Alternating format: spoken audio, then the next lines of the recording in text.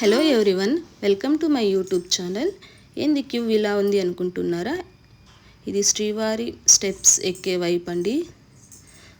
Tokens కోసం నిల్చుకున్నారు. చాలా అంటే చాలా రష్ ఉంది. ఇప్పుడు ఇవన్న దర్శనం అయ్యాక బయట వచ్చి కూడా వీడియో తీసాను చూడండి. చాలా అంటే చాలా రద్దు ఉంది.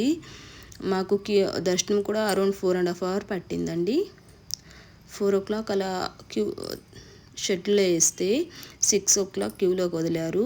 8:30 బయట వచ్చాము. చాలా రష్ ఉంది. రోజు కొంచెం వర్షం పడింది కాబట్టి కొంచెం బెటర్ అనిపించింది. కాకపోతే చాలా అంటే చాలా రష్ ఉందండి. మేము ఫిబ్రవరిలో వెళ్ళినప్పుడైతే మాకు 1 hourలో దర్శనం అయిపోయింది. చూడండి, ఇక్కడ టెంకాయ కొట్టే వైపు అక్కడ కూడా చాలామంది ఉన్నారు. సో సమ్మర్ హాలిడేస్ కాబట్టి చాలా అంటే చాలా రద్దీగా ఉంది.